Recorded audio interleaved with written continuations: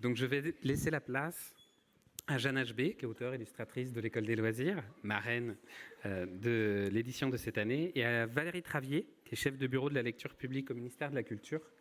On l'a dit, la culture dans l'éveil du tout-petit, c'est quelque chose que l'on souhaite porter et qui fait sens aussi dans nos actions.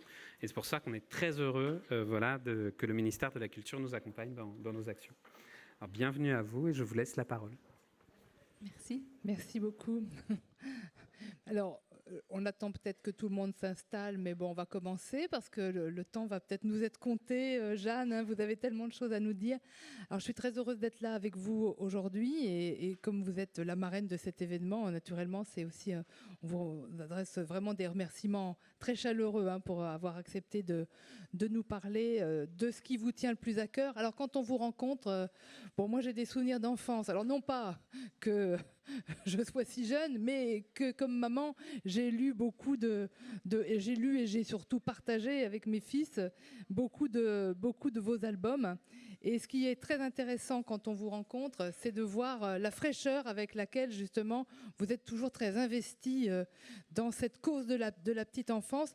Et vous m'avez dit en particulier que pour vous, le regard que portent les tout petits hein, sur les albums était quelque chose qui continuait à vous émerveiller, qui continue à vous donner envie justement de partager ces expériences, et parce que vous êtes fortement convaincu qu'en effet, ce regard, le regard des tout petits sur l'image, sur l'album, est un regard tout à fait exceptionnel. Je vous laisse la parole, bien sûr, et ce sera une parole illustrée, car vous nous avez apporté des images aussi pour illustrer vos propos. Voilà, oui. Merci beaucoup, Valérie, de me présenter comme ça en parlant d'honneur. C'est surtout moi qui ai l'honneur et la joie d'être avec toutes ces girafes créatives avec lesquelles on passe cette si belle journée. Et puis, on a échangé, Valérie et moi, pour que j'essaye de me cadrer un petit peu, parce que je suis capable de vous tenir 7 jours, 7 nuits, sur les rencontres que la vie m'a donné de pouvoir faire avec les tout-petits et les livres et les images et les sons qui sont dans les livres. Et je ne cesse de découvrir effectivement cette lecture si subtile, si singulière et si inattendue qu'on pourrait, on pourrait considérer comme invisible si on ne porte pas attention à ce qu'ils font. Et je vais vous raconter une petite histoire, un petit exemple. Je vais vous en donner deux. Le premier, celui-ci, c'est une petite histoire qui s'est passée pas plus tard que cet été avec un de mes petits-fils, parce que j'ai maintenant des petits-enfants, qui avait tout juste 3 ans. Alors, je lui lisais la soupe aux cailloux de Anaïs Vaugelas, dont vous voyez une image ici. Et arrivé sur cette page, il m'interrompt et diligemment, il dit « la nourse ».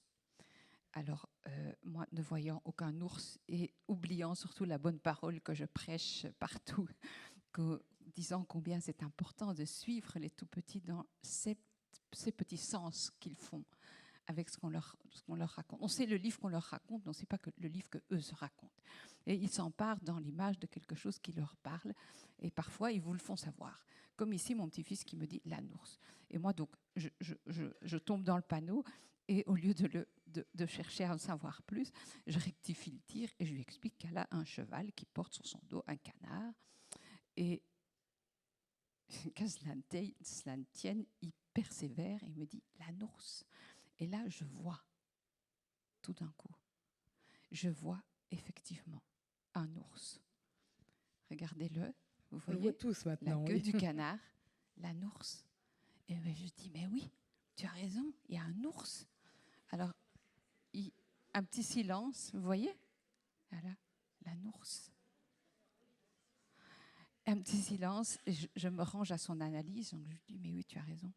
Et condescendant, il me dit, la 2. Je dis, d'accord, puisque tu dis qu'il y a aussi un canard, mettons. Mais voilà. Donc moi, ce que j'aime dans cette histoire, c'est qu'en fait, on ne mesure pas à quel point le regard d'un petit enfant sur une image, il peut être fragmenté d'une façon assez subtile et qui nous échappe complètement s'il nous en livre pas le secret. cette image-ci, je vous la montre parce que je vais la faire suivre d'une deuxième pour vous raconter une autre petite histoire qui m'a été racontée par une lectrice qui s'est passée avec un petit enfant entre 13 et 14 mois. C'est une lectrice dans une association où les enfants ont des lectures avec, par exemple en PMI, mais avec pas toujours la même lectrice. Et chaque fois qu'elle lui lisait un de mes livres qui s'appelle La fourmi et le loup, quand elle arrivait sur cette page, ce petit enfant, donc de 13 mois au début, faisait une sorte de petit ouf, un petit son. Elle disait, mais c'est quand même bizarre. Chaque fois que je joue sur cette page-là, il fait ce petit son-là. Jusqu'au jour où elle lui raconte un autre de mes livres, dont la page ici est extraite fil à fil.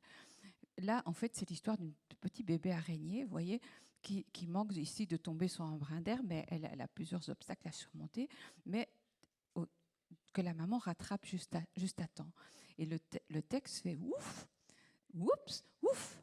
La petite araignée se trouve à être sauvée par sa maman. Elle lui raconte ce livre et arrivée sur cette page-là qui, tout de même, moi je suis l'auteur de ce livre, je ne me suis pas rendu compte que ces images se ressemblaient. Et c'est assez extraordinaire. Et donc ce qui faisait ce petit-là, c'était d'abord qu'il avait repéré une similitude entre ces deux images, mais surtout qu'il prenait en charge le destin de cette pauvre petite fourmi qui, je l'avoue, dans ce livre-là, n'est pas rattrapée par sa maman. Tandis que la petite araignée de fil à fil, elle est sauvée juste à temps. Et donc ce petit bonhomme, non seulement il a vu quelque chose là que moi-même, qui suis l'auteur de ce livre, je n'ai pas vu, mais en plus, il a investi émotionnellement ce rapport d'image en venant en aide à cette petite fourmi, en rajoutant ouf à chaque fois qu'elle lui Et c'est peut-être un critique d'art en germe. Ah, en mais fait, les bébés cet sont enfant. des critiques littéraires implacables. Ils n'ont rien à prouver, ils aiment ou ils n'aiment pas, ils rentrent dans ce qu'on leur propose ou pas. Ils sont d'une très très grande subtilité. Ce sont des lecteurs d'images. La survie d'un bébé est chevillée à sa capacité à décoder le non-verbal. Vous le savez au jour le jour. Et quand ils se mettent à parler, ça s'appauvrit un petit peu, ils en ont moins besoin. Mais les tout petits bébés sont extraordinairement subtils. Mais ils ne nous le font pas savoir. Donc souvent, en fait, on ne le sait pas. Et alors, Valérie, là, Oui, c'est vous qui alors, allez parler. C'est vous qui allez je voulais juste. C'est vrai que vous êtes difficile à cadrer. Alors, parce que moi, je me souviens en effet que il y a peu de temps, Evelio Cabrero Parra me disait la même chose que vous en disant attention surtout quand ils ne paraissent pas attentifs, quand ils bougent, quand ils remuent au moment où on leur montre des histoires, ça ne veut pas dire qu'ils ne sont pas complètement attentifs. Et il racontait une petite histoire un peu comme la vôtre où d'un seul coup, au milieu d'une lecture, l'enfant revenait à toute vitesse pour pointer du doigt quelque chose qu'il avait vu et qui donnait tout son sens d'ailleurs à la lecture. Alors moi, ce que je voulais vous interroger tout de même un petit peu aussi sur la manière dont il y a un formidable retour aussi vers l'adulte de ce que les bébés peuvent remarquer et puis nous apprennent. Et en particulier, j'avais noté une petite citation qui est à la fin d'un de vos livres d'ailleurs, hein, je crois que c'est Ton histoire, hein, dans lequel à la fin, et je lis ce petit passage très poétique que vous avez écrit: de l'encre sépia, du papier crème, un visage esquissé, quelques traits, un tout petit enfant ne quitte pas des yeux mon dessin et ces pages sont nées. Donc dites-nous un petit peu comment justement ces allers-retours entre les enfants et vous permettent aussi d'écrire, d'inventer et de créer vos livres. Oui, juste là, c'est une petite histoire vraie en fait. Je l'ai racontée de façon un petit peu plus poétique que ce que ça n'était en réalité, mais voilà, c'est cette image-là. Donc ce livre, il est né du regard pénétrant de mon premier petit-fils, le jour où il est venu pour la première fois chez nous et où j'avais punaisé sur la porte un dessin pour lui souhaiter la bienvenue dans la maison. Et j'avais mis « Bienvenue dans notre maison, petit Nils ». Et l'idée de sa maman et de son papa, qu'on ne voit pas sur la photo, était de prendre une photo avec Nils, sa maman, son papa et le dessin. On n'a jamais pu avoir Nils de face, donc on s'est résigné à le prendre de côté. Ce petit bébé de 7 semaines était complètement les yeux rivés sur ce dessin, au trait, qui faisait suite. J'étais en train de travailler un projet d'affiche à l'encre sépia sur du papier aquarelle. C'est pour ça que j'ai fait ça en vitesse. Quand ma fille m'a téléphoné, on quitte Bruxelles, on arrive, voilà. Mais je sortais d'une année de travail sur Pas de loup, qui est un de mes livres les plus colorés, les plus graphiques, les plus... Et voilà ce tout petit bébé qui a les yeux rivés sur ce dessin. Et ça m'a donné envie de me rappeler, bien sûr, une chose que j'avais appris dans le courant de mes études, parce que je suis autodidacte comme illustratrice, mais je suis psychologue et orthophoniste de formation. Et j'avais appris ça, que la reconnaissance des effigies du visage humain atteint de peu nombreux comportements instinctifs. Et donc, on sait maintenant que si on montre à un bébé 2 points et un trait, ça l'intéresse. Si on fait un point, un trait, un point, ça ne l'intéresse pas.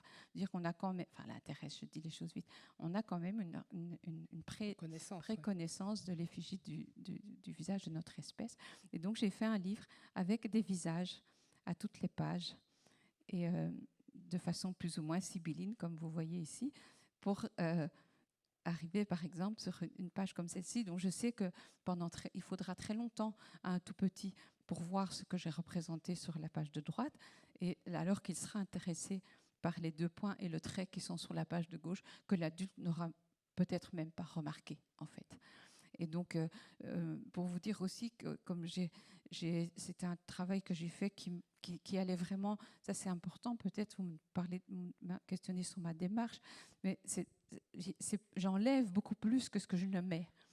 Donc, pour illustrer la dernière page qui dit tout autour de toi, tout le monde est là, j'avais d'abord prévu de faire toute la famille. Là, il y a le papa, la maman, le frère, la sœur, le papy, la mamie, que j'avais réduit à la fratrie, pour finalement ne garder que ceci, qu'une spirale sur laquelle faire promener son doigt et ses yeux, pour dire à un tout petit, tout autour de toi, tout le monde est là.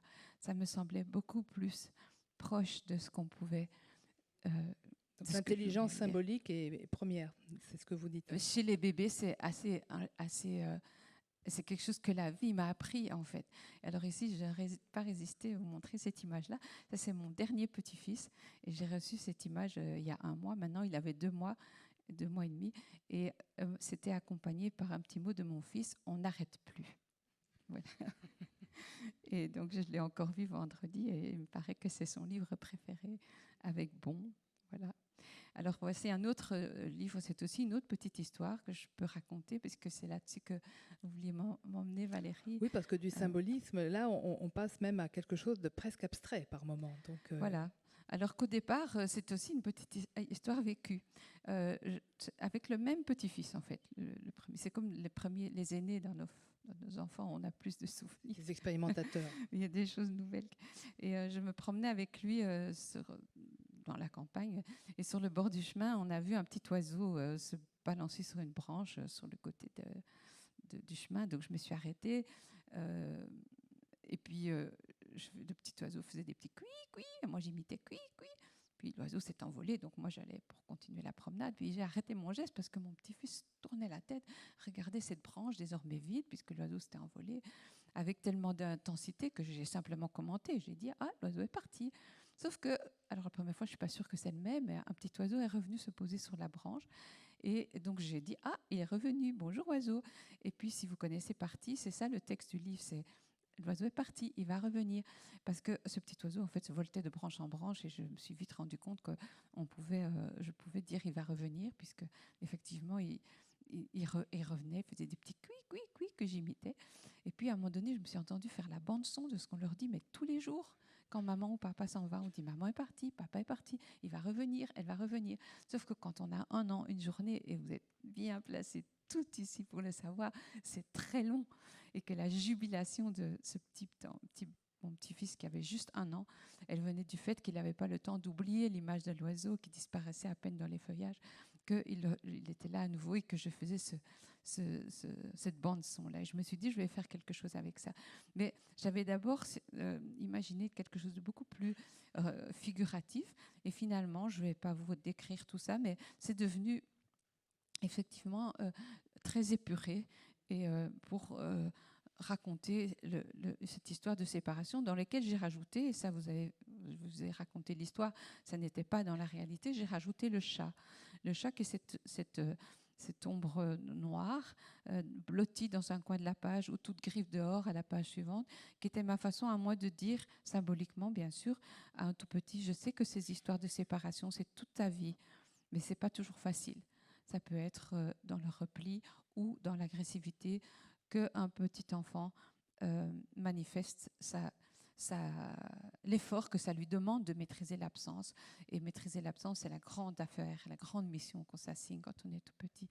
Voilà, alors le chat, il est parti, là, il dit « chat, Pati, Pati ». Alors qu'en fait, moi, je ne le nomme pas du tout dans le texte. Et on le voit ici, tout dépité, quand la petite famille est réunie. Et c'était aussi jusqu'au bout, jusque tout au bout, puisqu'on ne voit plus que sa queue. Ma façon à moi de dire à un petit que cette difficulté à vivre ça, je ne l'oublie pas. Elle est là aussi. Ce que vous mettez beaucoup en scène, en fait, dans vos livres, ce sont des expériences de la vie quotidienne qui sont très épurées, en effet, soit dans la couleur, soit dans le dessin, mais dans lequel, en effet, le parent et l'enfant peuvent partager quelque chose qu'ils vivent quotidiennement.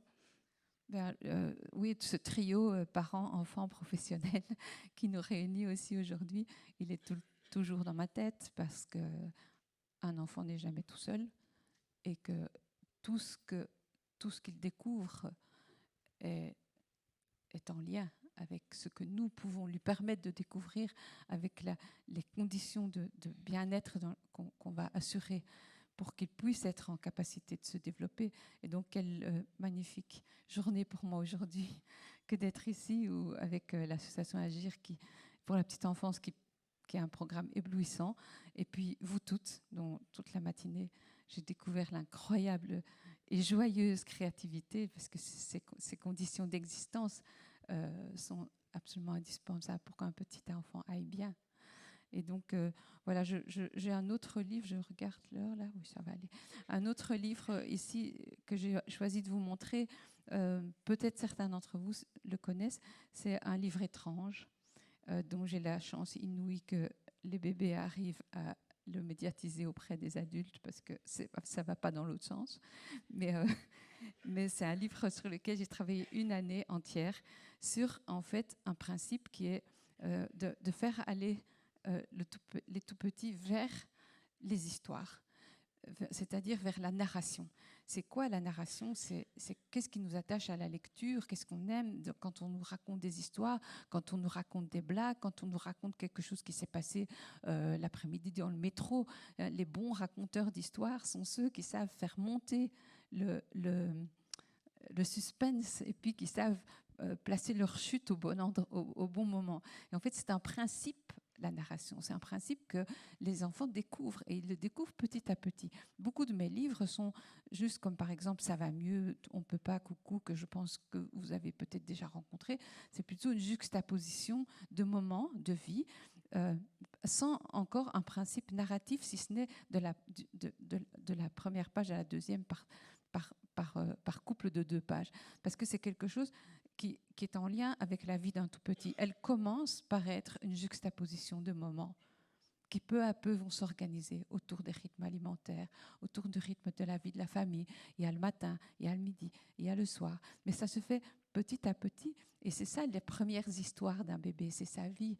Et ici, avec ce livre-là, en allant, vous voyez, là, ce que vous voyez, le camion rouge qui fait poète-poète, c'est parce qu'on a ouvert un petit flap sur la page de droite. Et donc, tant qu'on n'a pas ouvert, je suis comme le raconteur de blagues dont on ne connaît pas encore la suite, parce que je fais ram, ram, ram. Et moi, pour moi, ça, avec un tout petit bébé, une page de ça suffit. Hein. C'est déjà toute une histoire. Et tant que ces petits yeux se promènent sur la page, je continue, pour des raisons graphiques, j'en ai mis 4, des petits rums, mais j'en rajoute que je fais rum, rum, rum, puis à un moment donné, il faut placer sa chute. Et alors, j'ouvre le petit flap et je vais pouet, pouet, et j'ai raconté une mini-histoire. Et chaque page de Pas de loup, c'est comme ça, mam, mam, mam, mam, mam, mam.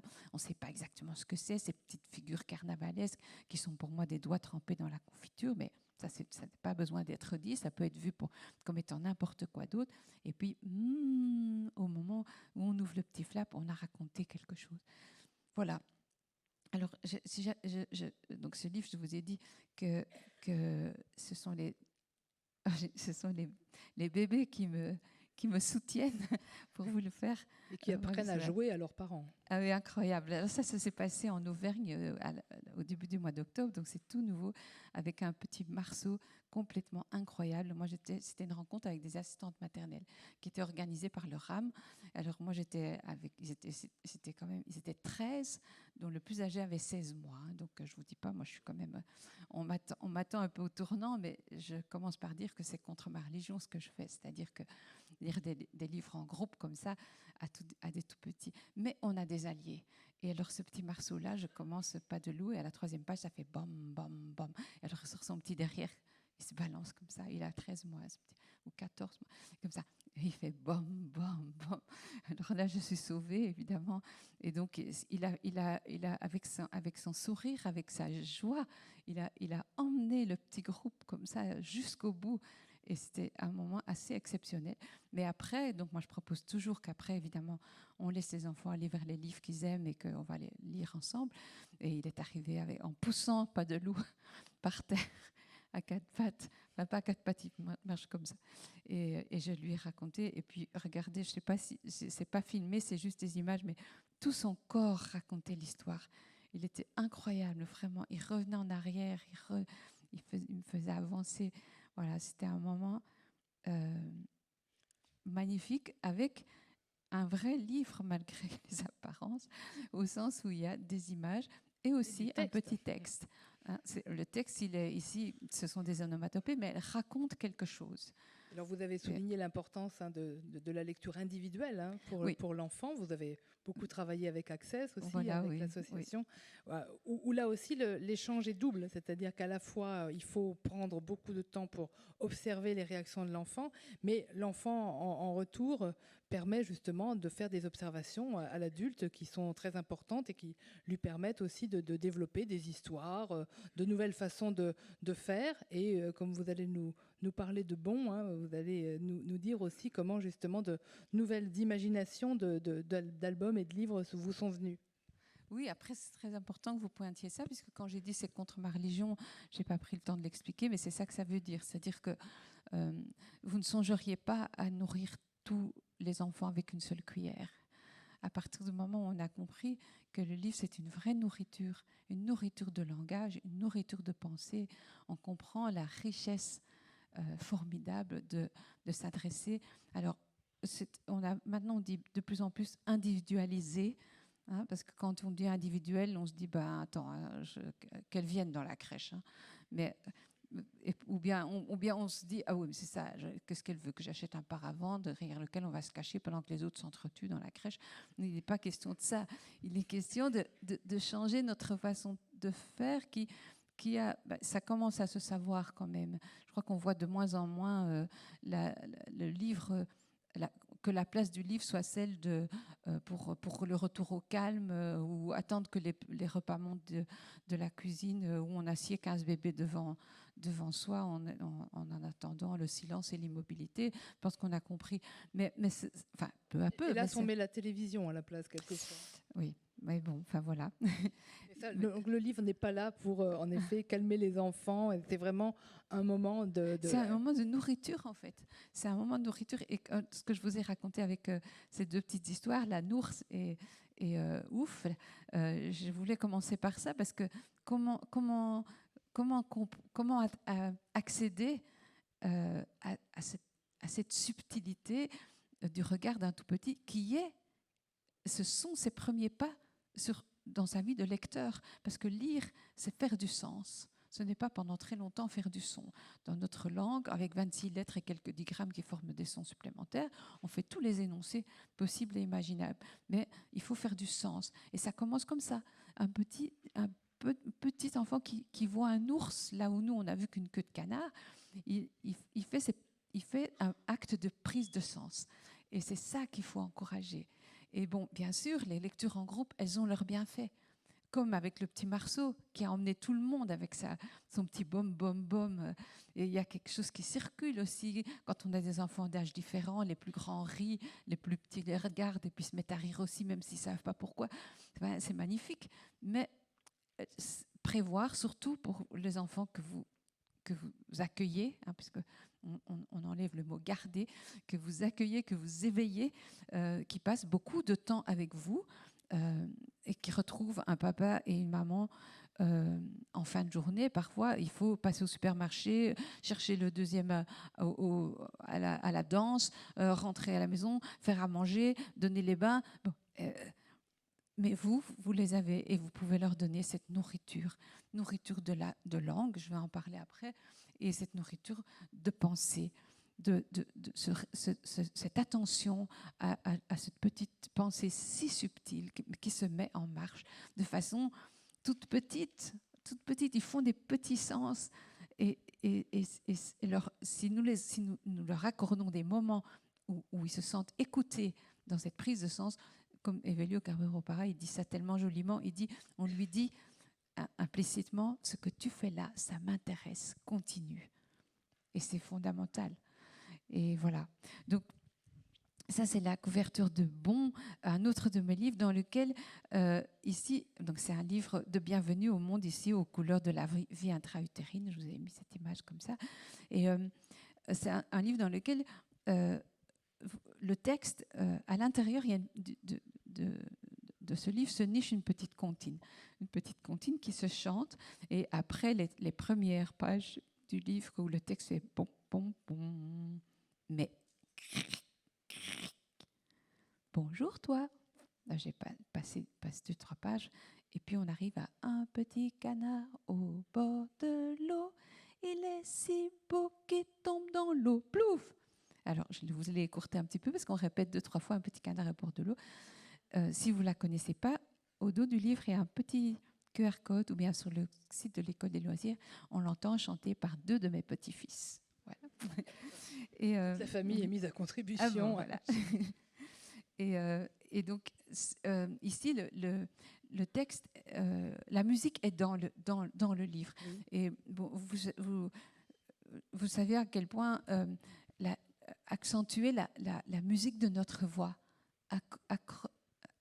accroche le tout petit à la rencontre. Et on le fait spontanément. Tous les humains du monde, même les hommes, si on ne les regarde pas, le font. On perche notre voix. On perche notre voix un peu plus haut pour se rapprocher de leur petit larynx qui est plus étroit et qui forme des sons plus aigus. Parce qu'on sait instinctivement, l'être humain le sait, que c'est comme ça que le ballet de langue commence. Et on va faire chanter la voix. Et on va faire des répétitions. Comme on va les retrouver dans les comptines. On va dire, mais tu as bien dormi? Bon, oui, mais tu as bien dormi. Ah, mais toi, tu as bien dormi. Oui.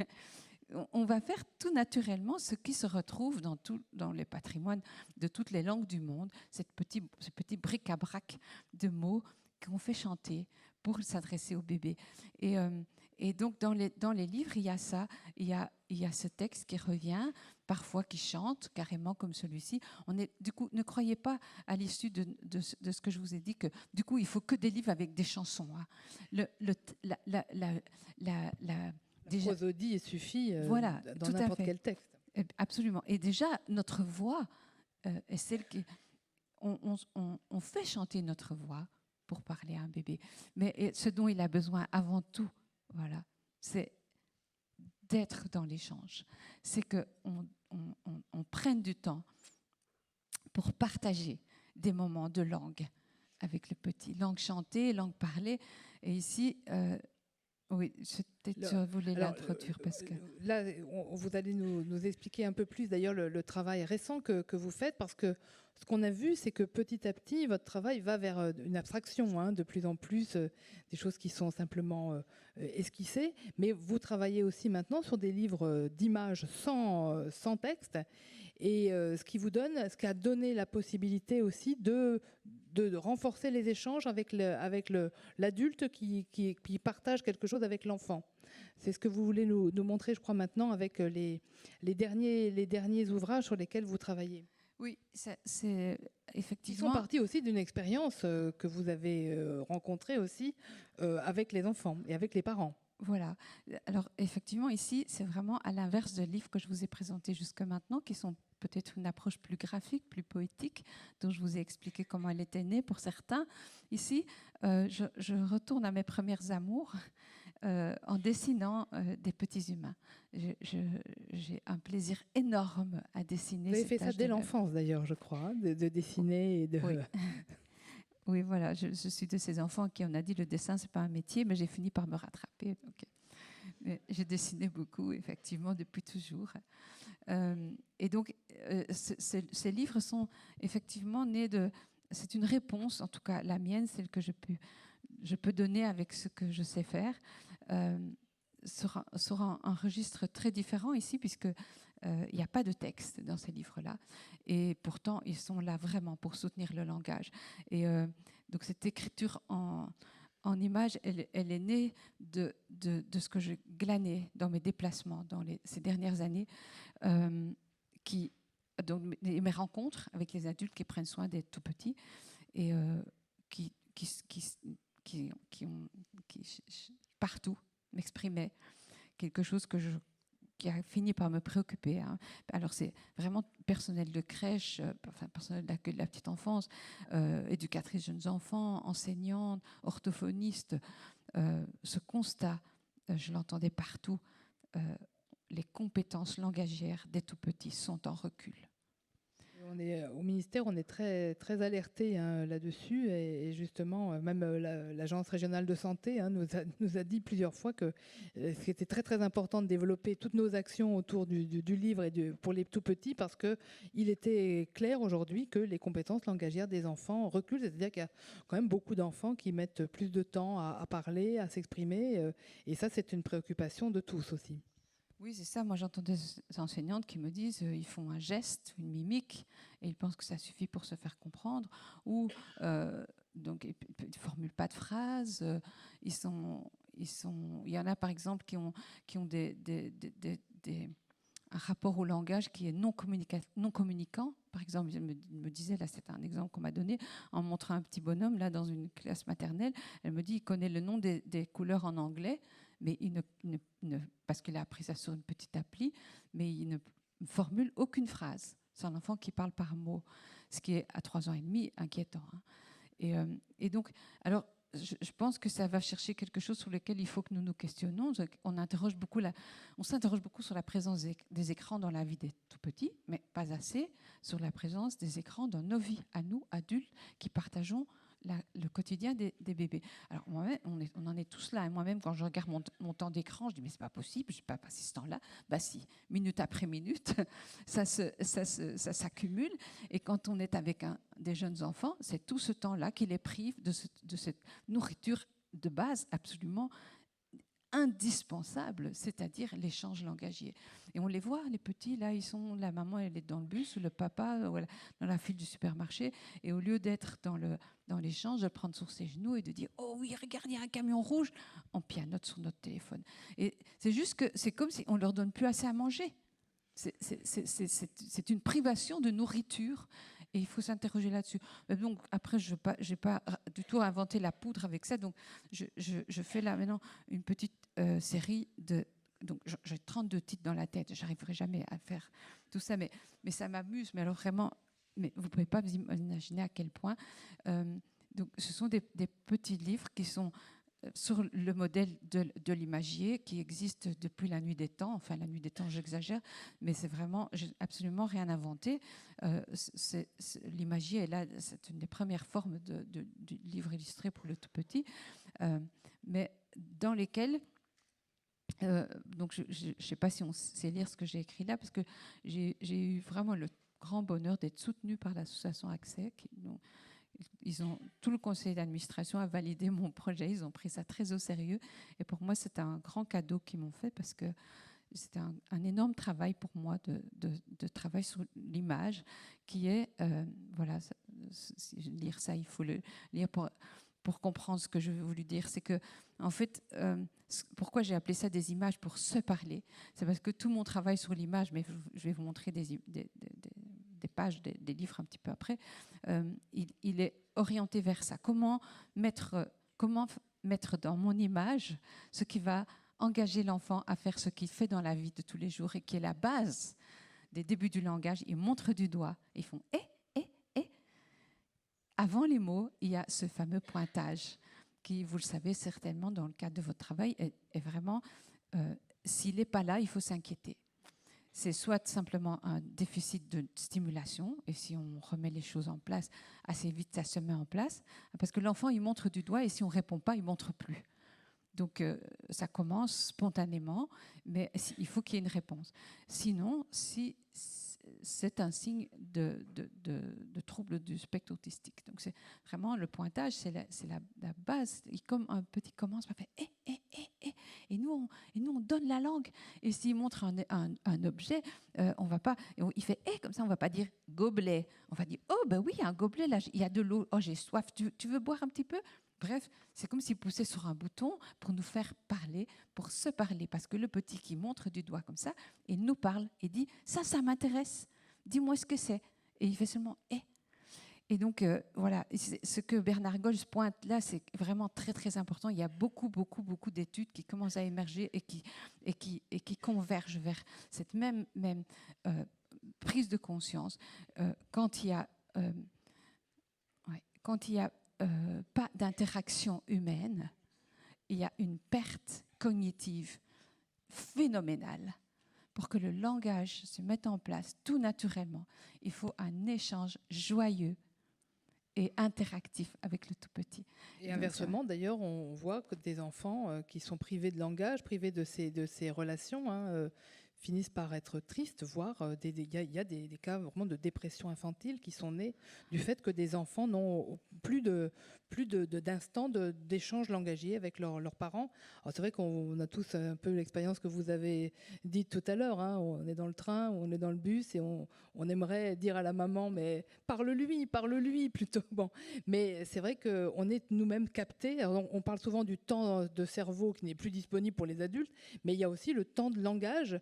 Et c'est vrai non seulement avec les petits-enfants, mais bien sûr entre nous. Et le fait que de ne plus se parler, bien, ça ne crée plus de langue. Oui.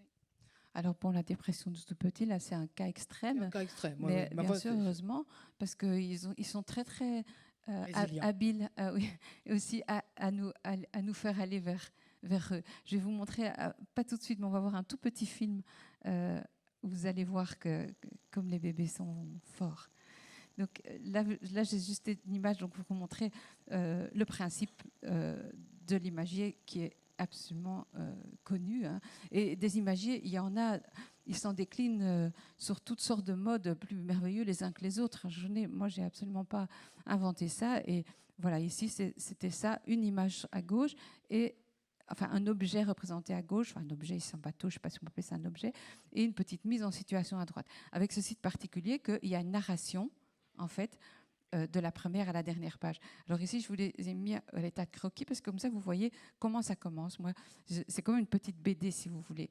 Le matin, là, on ne voit pas bien parce que c'est juste au crayon, mais il est en pyjama, il est pieds nus, il est chez lui, il mange il transporte son bol de céréales sur la table, et puis il y a le repas en collectivité. On va comprendre qu'ils sont plusieurs enfants.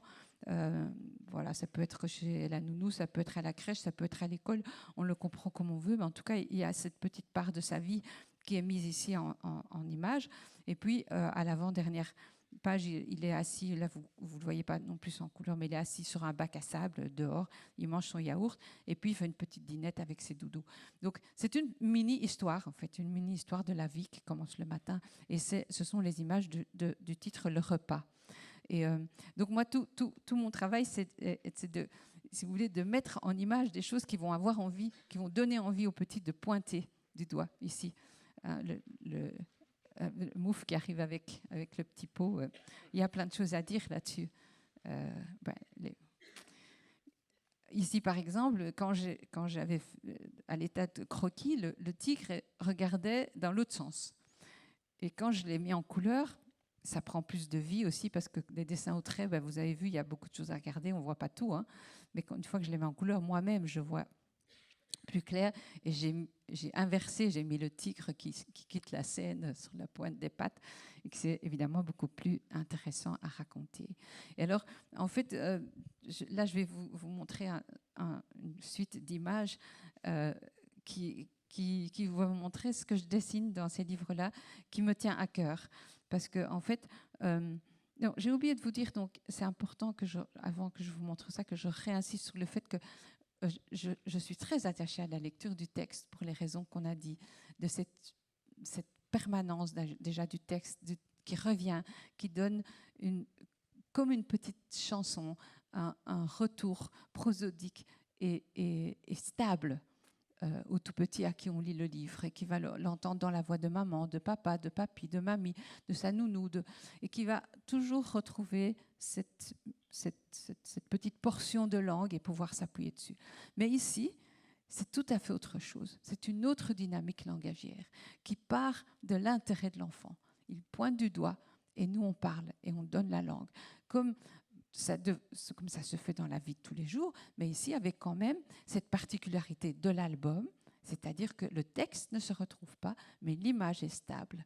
Et l'enfant va faire l'expérience d'aller chez vous, chez maman, chez papa, chez papy, chez mamie, avec le livre, et provoquer des échanges différents et en retirer beaucoup de richesse. C'est autre chose, mais je le fais avec beaucoup de cœur parce que je suis vraiment je me sens très concernée par ce déficit de stimulation langagière chez les petits, dont je pense que la solution est facile en fait.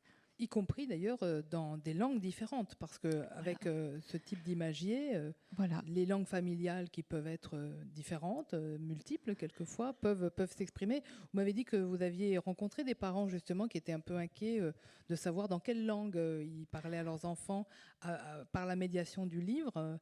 Et ce genre d'imagier justement permet des échanges dans la langue familiale aussi. Voilà, c'est une des raisons qui m'a motivée à faire un livre dans lequel qu'on puisse lire dans toutes les langues. On sait aussi beaucoup de choses maintenant sur les compétences linguistiques des tout-petits. On sait qu'ils peuvent, pour autant que les langues qu'on lui adresse soient parlées dans la joie de la rencontre et correctement, il peut apprendre plusieurs langues conjointement. Et c'est vrai que moi, je rencontre principalement des parents qui sont peut-être dans des milieux où les livres ne vont pas tout seuls, parce que c'est ce projet-là que je choisis. Et puis, je véhicule cette idée, lisez des livres à vos bébés. Mais combien de fois je vois dans leurs yeux une sorte de désarroi quand même. Oui, mais bon, mais dans quelle langue ? Donc j'ai voulu que ces petits livres-là, on puisse les échanger dans la langue de la famille, dans la langue de la joyeuse rencontre, et qui va être peut-être plusieurs langues. Oui, les grands-parents, les parents, les frères et sœurs. Voilà, et vous allez voir ce petit film justement. Juste là, quelques images, comme ça vous voyez mieux ce que c'est. Moi, je mets en image des choses qui me tiennent à cœur. Ici, c'est faire des projets. Donc ça, je pense que pour moi, c'est fondamental. La langue, ça sert aussi à échanger, à construire, à se projeter, faire des projets. Donc ici, on va faire le projet d'aller au zoo. Donc vous voyez que, voilà, le jeu aussi, j'ai plein de pages où vous avez vu comme ils jouent au tigre et au loup, ça c'était et au lion, c'est quand ils sont revenus du zoo, et ça c'est quand, avant d'aller au zoo, ils jouent avec des jouets, des Playmobil. Voilà, l'humour évidemment, c'est un levier indispensable qui nous rend la vie supportable, et les tout petits y ont accès très très tôt. Ça vaut la peine de le mettre en image. La débrouillardise, moi tout seul, hein, vous savez mieux que personne ce que ça veut dire. Et ces petits déboires, évidemment, que nous devons essuyer. Donc, voilà, la gaieté, c'est tellement important. C'est ce que nous apporte aussi de côtoyer des tout-petits. Se rendre utile, coopérer. Des petits plaisirs simples, comme un pique-nique dans le train, quand on fait une petite excursion. Et l'amitié, bien sûr, c'est si important. Alors, ici, vous voyez, c'est du bon usage des outils numériques que j'ai voulu mettre en scène. Alors, l'avion, il est dans le voyage, dans le titre « Le voyage », parce que je pense que l'avion, c'est comme les cow-boys, en fait. C'est parler voyage sans parler avion. La plupart des enfants n'ont pas pris l'avion de leur vie, mais on en rêve. Mais comme je ne veux pas encourager les voyages en avion, vous voyez que le prospectus est sous le canapé et il n'y a que Mouf qui s'y intéresse. Nous, on va choisir entre le train, le vélo et le bateau. C'est le train qui va l'emporter, comme vous avez vu le petit pique-nique. Les grandes peurs enfantines, ici, le crabe, je l'avais mis au milieu de la page sur le modèle des autres, mais ce n'était pas possible. Il fallait absolument qu'il quitte la page au plus vite, donc je l'ai dessiné comme ça. Voilà, ici aussi, l'eau sur la tête, une autre des grandes peurs enfantines, que celui qui ne sait pas de quoi je parle lève la main. Donc ici, vous voyez, je fais intervenir le petit canard pour qu'il y ait évidemment de l'eau sur la tête, c'est très bien. Mouf, enfin chacun a la baleine en bas qui manque du coup la partie parce qu'elle est tombée par terre. Et alors, je le fais se doucher lui-même. Alors, mon mari qui est architecte m'a dit, c'est pas possible, si le robinet est à droite, ça doit sortir. J'ai dit, écoute, laisse tomber. Voilà. Donc, lui aussi, c'est un grand critique d'art. Oui, oui, oui. Voilà. L'opposition, bien sûr. Voilà. Et pourquoi pas un livre avec papa avant d'aller dormir. Ça ne fait pas de mal de suggérer des choses agréables avec des images. Voilà, donc ici, tous ces livres, je les mets en couleur avec une multitude de matières que j'importe dans mon dessin et dont je me sers jusqu'à la moindre petit centimètre carré millimètre carré. Je vais passer là-dessus pour avoir le temps de vous montrer le petit film et respecter le temps de la journée. Voilà, ça peut être des fonds à l'aquarelle pour finalement devoir faire un choix. Vous voyez ici, c'est celle d'en bas qui a remporté le Giraffe Awards. Mais j'en ai mis 4 là, mais j'en avais 30. Hein. Il faut que je choisisse ce qui parle le mieux de ce que je veux dire. Et voilà, je fais des images comme ça dans lesquelles j'essaye de ne jamais oublier ce regard que porte le bébé et qui est extrêmement avide de beauté. Et il ne faut pas négliger ça. Moi, c'est quelque chose qui me touche incroyablement. Regardez les livres qu'ils choisissent, surtout les tout petits, parce qu'après, quand ils vont avoir les petits héros qu'ils découvrent à la télévision ou sur d'autres, les choix vont être aussi orientés par ça. Mais il y a cette vibration de l'image auquel un petit enfant est incroyablement sensible. Et donc, même si je dessine des scènes de la vie quotidienne, j'essaye de ne jamais oublier qu'il faut qu'elle fasse vibrer les cœurs. Voilà. Et donc ici, cette petite vidéo pour terminer. Donc c'est mon petit-fils, c'est celui qui a dit la nourse après. Mais là, il est plus petit, il a presque 20 mois. Et vous allez le voir, c'est une toute petite séquence avec sa maman, qui est d'origine bolivienne, qui lui fait une lecture en espagnol. Et puis après, avec son papa et son grand frère, vous allez voir, qui est très docte. Mais ce qui est intéressant, c'est que ma belle-fille, elle est très à l'aise avec ce livre sans texte. Et c'est pour ça que j'avais envie de vous le montrer, parce que peut-être que vous demandez comment faire avec un livre sans texte. Et vous allez voir, il faut faire confiance aux enfants. Parce que, alors, ma belle-fille, elle est très, très volubile, et pour elle, ça va tout seul. Mais mon fils, après, donc son papa, le papa de Simon, il l'est moins. Et c'est magnifique de voir ça, parce que son petit bonhomme, il va réussir à engager son papa. Il lui vient à la rescousse. Il va engager cette boucle langagière dont moi, j'ai espéré sur un travail. Là, je travaillais depuis 2 ans là-dessus, et j'ai fait cette petite vidéo juste la veille on était en plein Covid et tout ça, donc la veille d'une réunion pour communiquer avec l'école des loisirs sur mon projet. Et j'étais vraiment... j'ai arrêté tellement je me disais c'est magique, tout ce dont j'ai rêvé s'est passé, y compris la maladresse entre guillemets. Je sais pas, je vais trop vite pour le dire, c'est pas de la maladresse de la part de mon fils. C'est intéressant de voir souvent, on l'a évoqué tout à l'heure, chez les hommes c'est plus difficile quand il n'y a pas de texte. Mais ça peut être aussi pour n'importe qui d'entre nous. Quand il n'y a pas de texte, on doit faire confiance à l'enfant. Et ici, on va faire confiance à Simon, vous allez voir. Donc, Este chiquito se está bañando con su dudú, que se llama Muf. Sí. C'est son seul mot de vocabulaire. Y mira, hay burbujas que hay adentro. Aquí hay un jabón con las burbujitas. Mira, aquí está también el mismo, con las burbujitas. Pup, pup, pup, pup, pup, pup. Sí, ahí mira el patito sobre el guante para lavarse así, para frotarse. Y ahí la ballena. Y ahí Muf, que quiere ir al baño. El otro, este. Este es la noche. Miren. Aquí mira, tiene que ponerse el pijama. La polera, el pantalón. Y los calcetines en las manos de Muf. ¡Cucú! Y aquí es el pantalón, el mismo. Y la polera, la misma. La misma polera. Y aquí mira su ropita. La polera y el pantalón. Sí, sobre la silla.